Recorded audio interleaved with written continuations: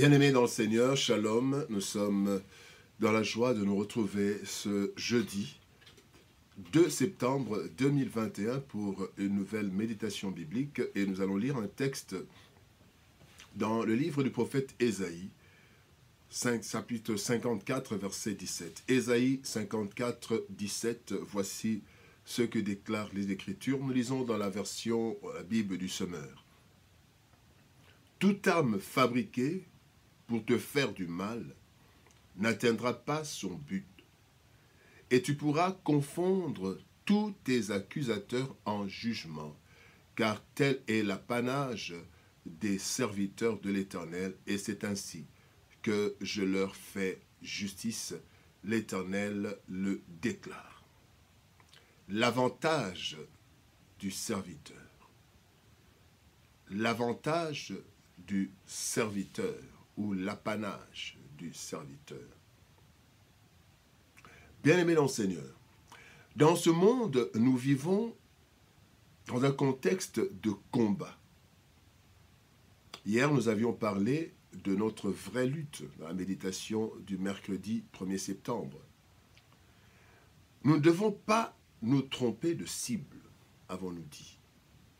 Eh bien, les combats que nous menons sont multiformes et l'ennemi utilise plusieurs stratégies pour nous détruire, et cela parfois sans raison valable.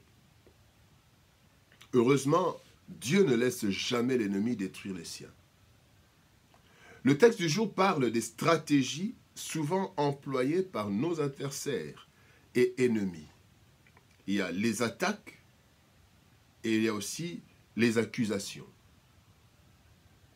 les fausses accusations. Gloire soit rendue à l'Éternel, car il nous assure que nous sommes en sécurité. Une sécurité multiforme, adaptée à toutes ces stratégies diaboliques. Tel est l'avantage de ceux et celles qui appartiennent à Dieu. C'est donc de cette façon que Dieu rend justice aux élus à qui il a promis la protection contre tout. Oui, Dieu nous a promis. Christ a dit que nous sommes dans sa main et personne ne peut nous arracher de sa main. Nous allons voir, bien-aimés, deux grands points dans cette méditation. Le premier point, les armes forgées contre nous. Les armes fabriquées pour nous faire du mal. Bien-aimés dans le Seigneur, tout comme dans le monde militaire et paramilitaire, les humains fabriquent une quantité innombrable d'armes pour neutraliser et détruire. Nous pouvons citer à titre illustratif certaines de ces armes. Il y a les agressions, agressions verbales, agressions physiques, fomentées par l'ennemi. Il y a l'empoisonnement, le poison. Dans notre société actuellement, c'est devenu monnaie courante.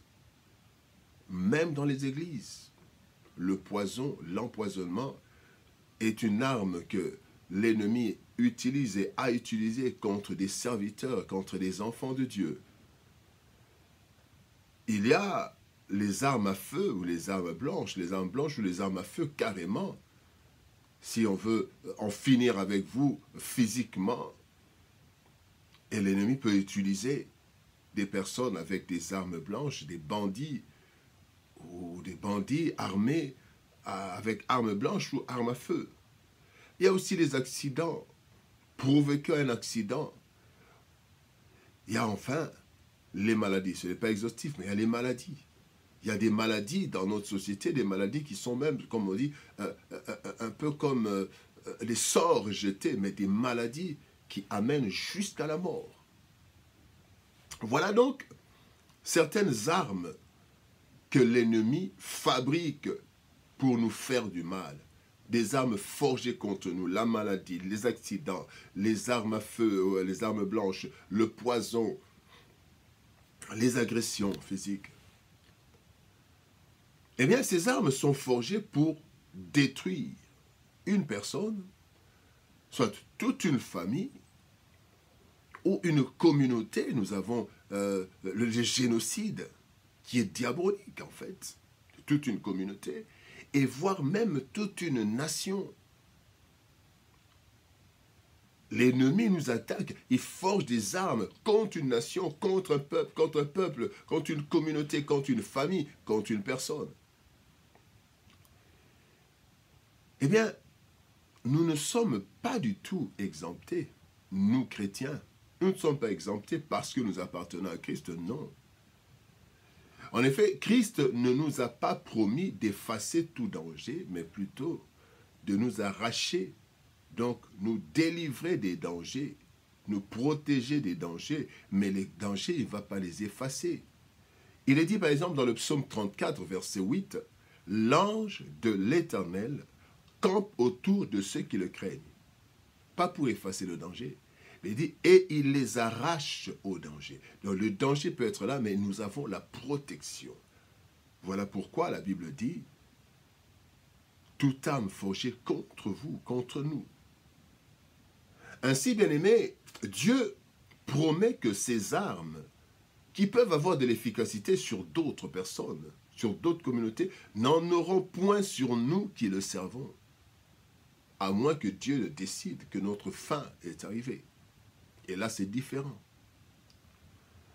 C'est ainsi que Christ, bien-aimé, parlant aux disciples pour les rassurer, notamment dans ces deux versets, dit ceci, dans Marc chapitre 16, verset 18, il est dit « Ils saisiront, voici les signes, les miracles qui accompagneront ceux qui auront cru.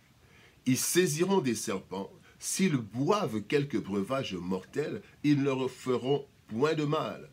Ils imposeront les mains aux malades et les malades seront guéris. » Et donc là, vous voyez les serpents, nous saisirons les serpents, et si nous buvons quelques breuvages mortels, nous avons parlé de poison, qui fait rage de nos jours, eh bien, le Seigneur promet que cela ne va pas, ne fera point de mal. Et il y a aussi dans Luc chapitre 10, verset 19, la Bible dit « Voici, je vous ai donné le pouvoir de marcher sur les serpents et les scorpions, et sur toute la puissance de l'ennemi, et rien ne pourra vous nuire. » Voilà donc juste deux versets où Christ est en train pas de dire qu'il n'y aura pas de danger dans nos vies, mais il nous protégera de ces dangers. L'ennemi forgera différentes armes pour nous nuire. Mais la Bible certifie que ces armes n'atteindront jamais leurs objectifs. On peut être secoué, mais l'objectif visé ne sera jamais atteint. Deuxième chose que nous voyons, ce sont les accusations. Il dit, tu pourras confondre tous les accusateurs en jugement.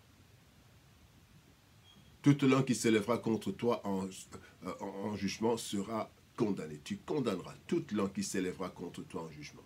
Et ici, il est dit, tu pourras confondre tous tes accusateurs en jugement. Les accusations.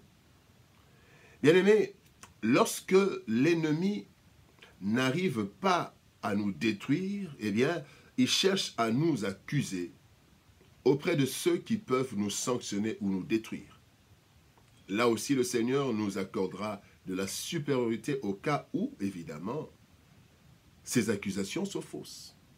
Parce que si on vous accuse pour une chose vraie, Dieu ne va pas faire en sorte que le coupable soit innocenté. Non.